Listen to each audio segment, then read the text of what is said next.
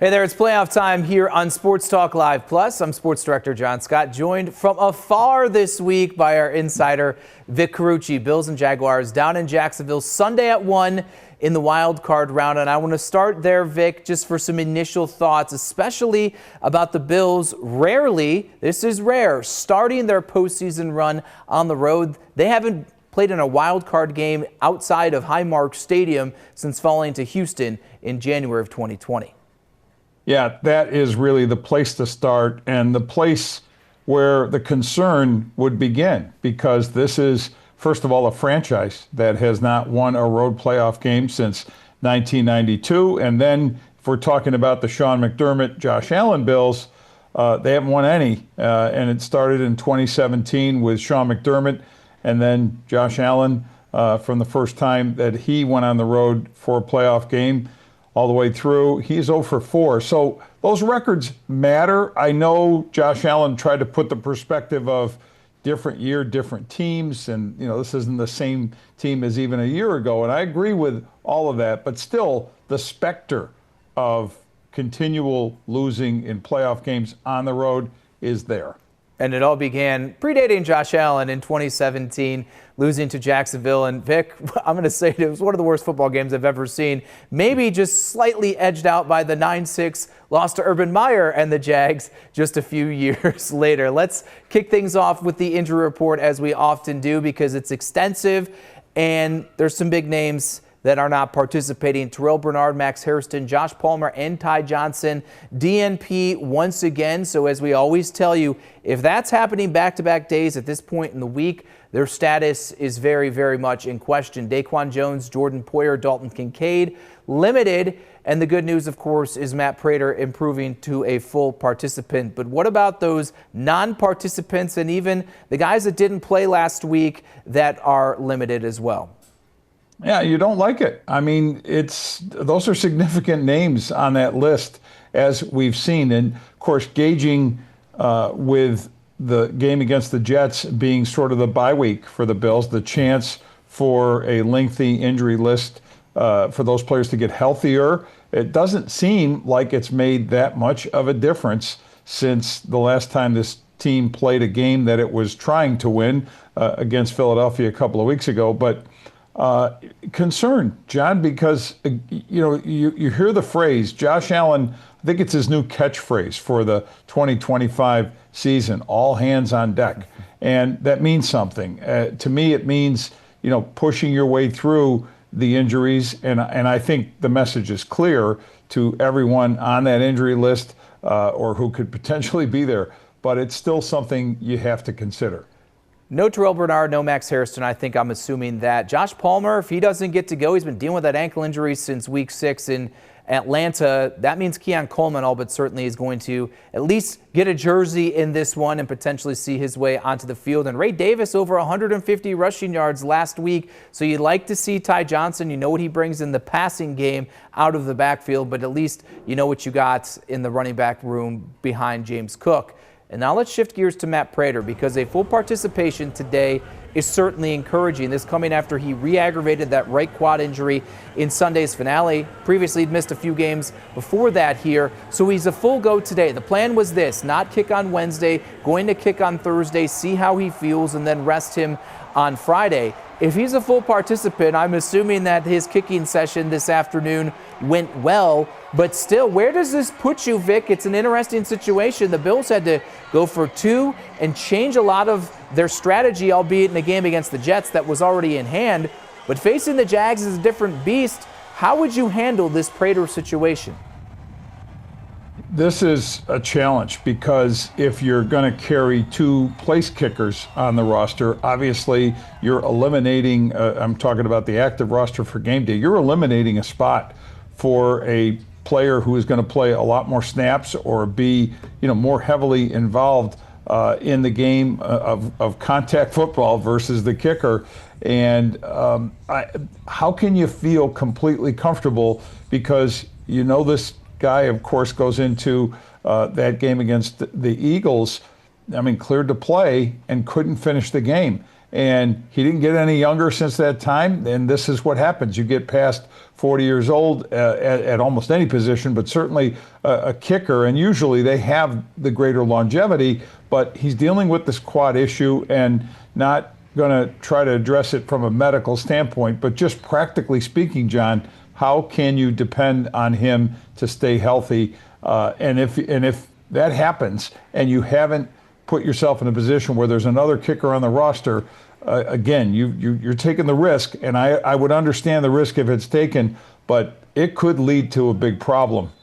Here's the good news. Prater said the cold did factor into things tightening up, and maybe it was a little bit more precautious for him not to return to action on Sunday. It's going to be warm. Not as warm as I would hope it to be in Jacksonville, but still in the 60s, upper 60s, so hopefully his body will be able to remain warm there. Now let's turn our attention to the Jaguars themselves. Things always seem to begin with the quarterback. They certainly do with the Bills, and they now do with the Jags as well. Trevor Lawrence playing arguably the best football of his entire career, Vic, and he's entering red hot, the AFC Offensive Player of the Month for December. Overall, over 4,000 yards passing, 29 touchdowns here. The bugaboo maybe is he was turning the ball over more early in the season, but that's even tapered off during this 8-game winning streak by Jacksonville. And he has been sacked 41 times, so maybe this Bills pass rush or defense can get to him. But what have you seen that's different from Trevor Lawrence this year under Liam Cohen than we have in years past?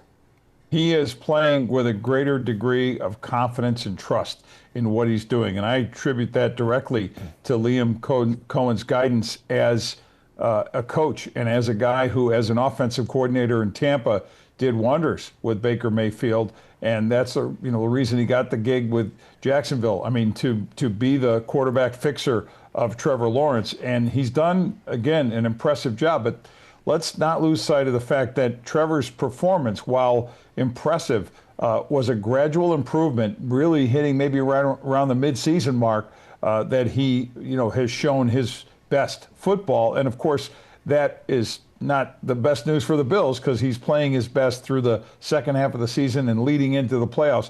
But this is his third year of 4,000-yard passing. He's had now career highs for the 13 wins. 29 passing touchdowns, 359 rushing yards, and having 9 rushing touchdowns. So all those numbers scream that the guy is playing really well. But you said a key thing. It's the sacks. And I think as the Buffalo Bills prepare for him, that's where they're going to look to try to make that the equalizer to the impressive work he's doing. 100%. The group catching passes from Lawrence getting a boost at the trade deadline. Jacksonville acquiring Jacoby Myers from the Raiders for a 4th and 6th round pick. And I want to start here, Vic. Sean McDermott singling out Myers not once on Monday, but once again on Wednesday as well when talking about the Jags offense here. It's kind of our job to read between the lines here, do you think at all? Because I know some people are talking about it. McDermott highlighting Jacoby Myers is kind of a passive-aggressive thing at going at Brandon Beane for not acquiring a wide receiver like Myers for that price tag at the deadline. Yeah, you can't ignore it. I mean, it has been brought up, and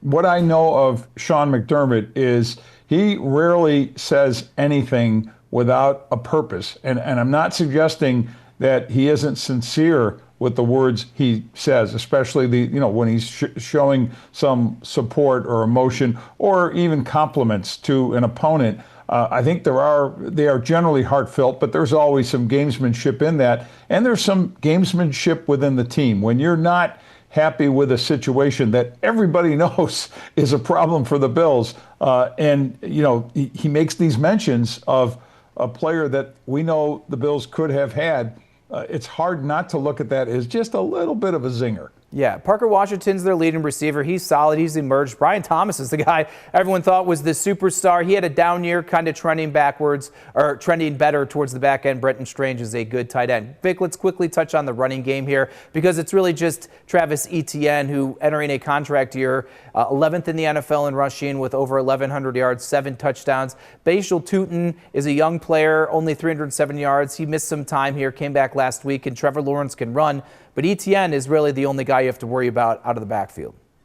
Right, and he is, though, someone that can get a hot hand. And once again, Even with what we just rattled off about Trevor Lawrence's ability to throw the football, you know the Jaguars have to test the Bills' run defense because everybody does. Yeah, on defense here, they boast the #1 run defense in all of football. Bills, of course, finishing the regular season with the #1 run offense, so it's a strength versus strength. That's probably where I'm going to start here. Jags allowing 19.8 points per game, but it's really the defense of Jacksonville stopping the run and the Bills' offense trying to run it themselves. And herein is where the game, I think, can mostly be decided, because if the Jags can put up significant resistance, and if the Bills are forced out of trying to run the football consistently, effectively on a consistent basis, that could tilt the whole game and put a lot of pressure on Josh Allen, because this Jaguars pass rush also has a guy named Josh Allen, could definitely put some heat on the Bills quarterback. And this will be interesting to see. Is it really that good? Sometimes these stats can be a little misleading. And, you know, this team plays in a pretty weak AFC South. So we'll see just how strong that run defense is. They are second in the National Football League in takeaways. Devin Lloyd, Antonio Johnson, second in the NFL with 5 interceptions each. The Bills' carbon copy in these losses has been turning the football over. If they can stay clean, Josh Allen in particular, I think that is going to be a key to success, along with trying to establish the run. So that's our thoughts on this wild card matchup. After the break, Vic's chat with a Jags beat reporter for their perspective from down in Jacksonville. You're watching Sports Talk Live Plus here on WGRZ Plus.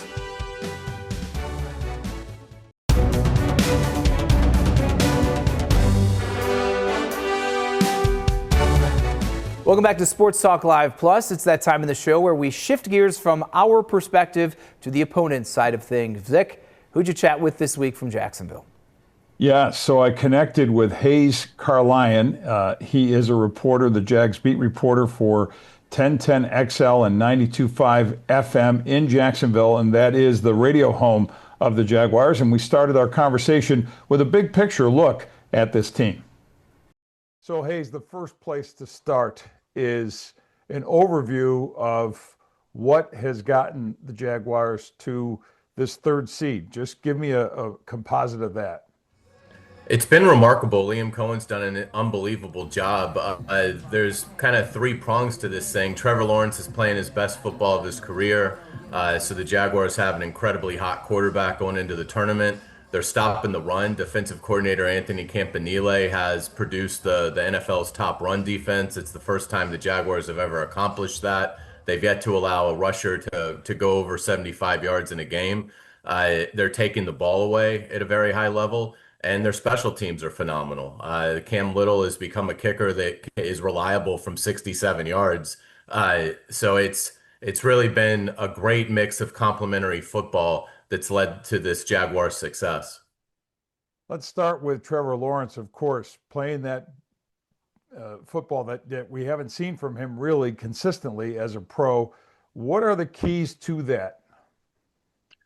Liam Cohen emphasized just let it rip and be comfortable playing in the gray area. Not everything has to be black and white playing quarterback.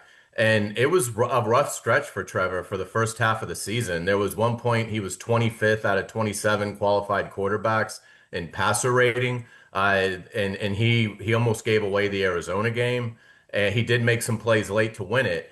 And from that scare, the Jaguars won the game. But from that scare where Trevor was very turnover prone, he has just found a different level of play. And he's incorporated his legs a lot more. He's run for 9 touchdowns. But he's also become a much more explosive passer and been better with the ball in his decision making. So it's been an unbelievable. It's honestly like we're 2 months removed from being like, did they make a mistake on this contract? To where now he's playing at a level that, you know, not very many quarterbacks in the NFL are matching. Of course, the biggest question with him at this point would be playoff pressure and handling that. He has very limited experience with that, and he's facing Josh Allen, who has plenty of experience with that. How do you sort of have a feel for how that would play out? I don't get a sense that the Jaguars will be bothered by the moment. You know, Trevor in his first playoff run had the amazing comeback against the Chargers where he was dreadful in the first half and then lights out in the second half.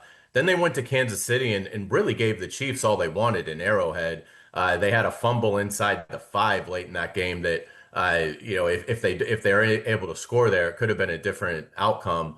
So there was never a sense a couple years ago when they were in that it was too big.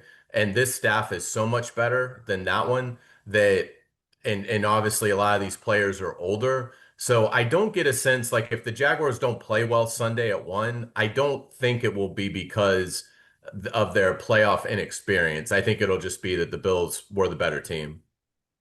Talked about how this Jaguars defense has done such a great job against the run, and frankly, the best offensive weapon the Bills have is James Cook and his running behind that O-line. So if you can look at the matchup from a Jags perspective while also factoring in where Josh Allen can change that too, how you see the Jaguars handling that whole picture. It's obviously going to be a massive challenge. The Jaguars haven't seen really anything like what the Bills will present, and it's an ultimate strength versus strength. The Bills have the best run attack offensively in the league. The Jaguars have the best run defense. I would think if you're the Jaguars, if you can somehow hold Buffalo to 120 yards on the ground or under, you'd feel great about that. I believe that's about 30 yards below Buffalo's average on the season. So I think you have to set a realistic goal. You're not going to hold these guys to 90 yards on the ground, but I think you just have to avoid giving up the 170-yard output.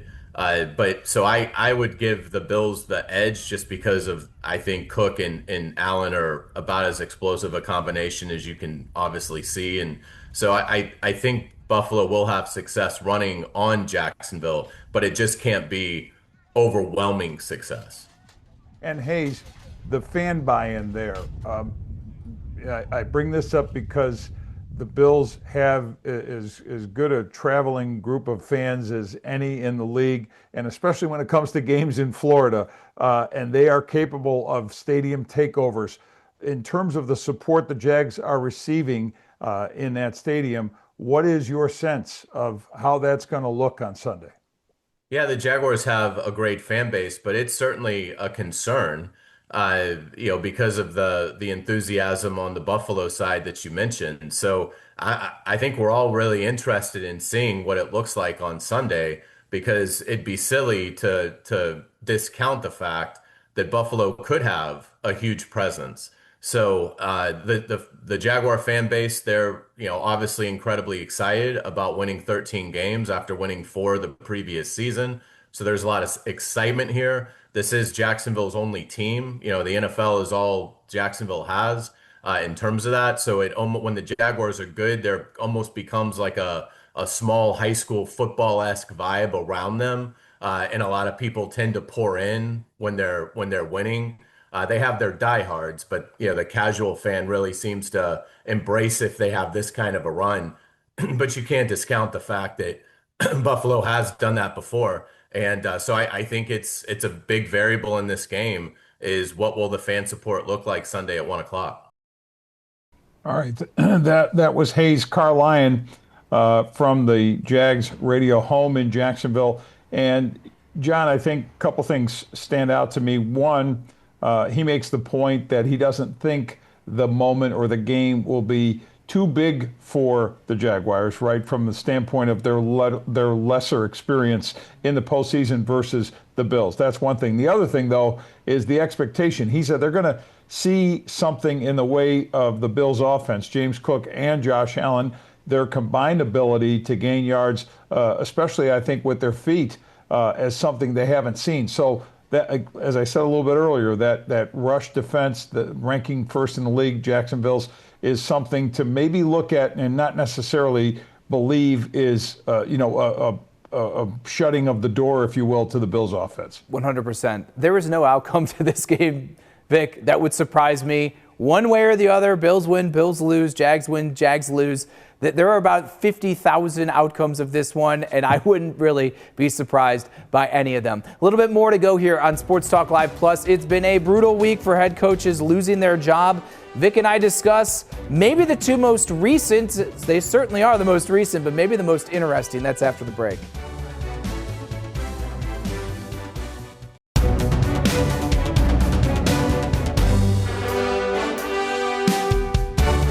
Found a few thoughts here on Sports Talk Live Plus. 8 teams around the NFL currently looking for a new head coach. That's 25% of the league, a quarter.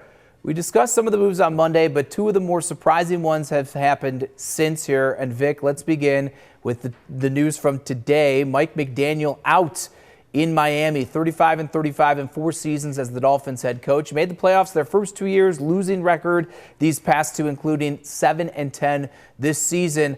He was on our radar to get canned. Are you surprised this kind of dragged out through the week here and McDaniel out after seeming like he was maybe looking good earlier in the week? Yeah, the surprise, of course, is not that he was fired, because that just seemed a fait accompli. But after the conversation about him helping in the search for a new GM for the Dolphins, I mean, that's what blew my mind is, did he upset somebody in the meeting, or did he say the wrong thing? I don't know. But no, it happened kind of the way you would think it would. And it just leads me to wonder how either deep the mess is in Miami or how much better they feel about their chances of upgrading both the coaching position and the GM position they have to fill. Yeah, it's crazy that you think Mike Vrabel, first year, Aaron Glenn, first year, Miami about to get a first-year head coach, and there is Sean McDermott with stability, at least for now, with the Buffalo Bills. Maybe some people tried connecting the dots that Miami was a team currently with a head coach that would change their mind after John Harbaugh was let go by the Ravens. Surprising move here, Vic. 18 years, all-time winningest head coach for them. Obviously won a Super Bowl here. But sometimes you reach the end of the road. Were you surprised by Harbaugh's departure? Yes and no. For sure, the credibility and stature he has as a head coach, very high. And the time he spent, Super Bowl winning coach. I mean, the credentials were all there, the longevity, the stability of the program that they've had. But, a lot of blown double-digit leads, including the 15-point that the Ravens had against the Bills in the fourth quarter of the opener. Other issues kind of boiling underneath, perhaps with Lamar Jackson, and the dissatisfaction of the offense, and maybe the desire that, the ownership had to move on from Todd Monken as the OC, and John didn't want to do that. That's at least one report that's out there. Yeah, I think he's clearly the #1 candidate available, and I think he can almost do whatever he would want and go wherever he wants. It should be interesting. Again, a quarter of the league looking for a new head coach. Bills currently aren't, as they are gearing up to face the Jaguars Sunday at 1 o'clock in the wild card round. We'll see you next week.